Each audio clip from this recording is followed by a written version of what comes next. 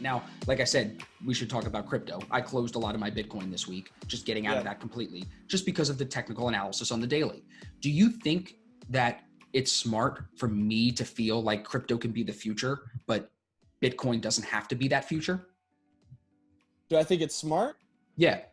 Yeah, I mean, that's a fair argument, and I would, it's very entertaining too, because all these other ones have such valid use cases that it just makes sense. Like each thesis, each party that wants to argue that argument, like, oh, this one is or that one is, they all are almost valid.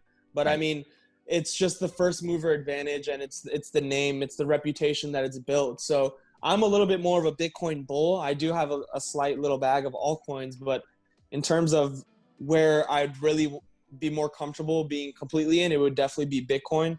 But I feel like my thought is like, we might see this technological future come where we are using cryptocurrency and our phone is in our forearm and you can scan this and like, you know, we might get there. Yeah.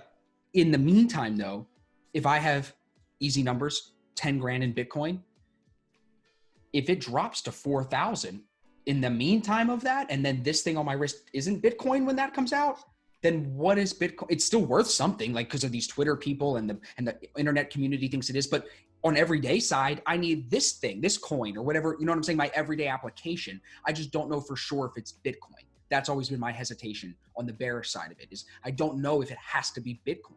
What if it doesn't? What if it's this digital dollar that we're going to talk about, you know?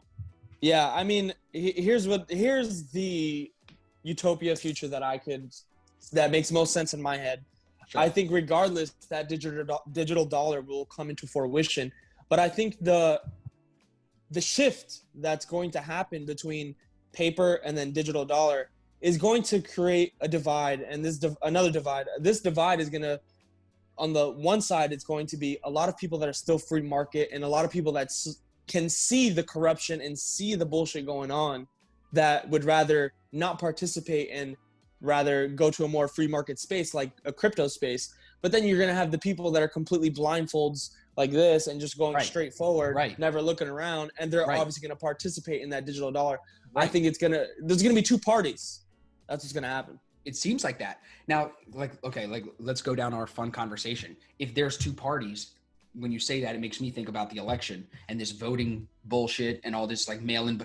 It makes me, bro, you know, come that election night, if Trump does not win, he's going to say the mail-in votes are a fraud, and they might be a fraud, but there's going to be, I think there's going to be chaos whether he wins or whether Biden wins. There's going to be a dispute on this election. So what if there's all these just things that create these divisions, like we started the conversation about, the millionaires and billionaires versus the rest of us, this divide across crypto versus digital dollar, who's like in Venezuela, bro, they don't use the country run cryptocurrency. They use Bitcoin way more on the black market under the table. That's what I'm trying to say. The free market people are going to be the participants that are going to drive this a lot. Do you get what I'm saying about the divide too, about how that could start it, right? Yeah, 100%. And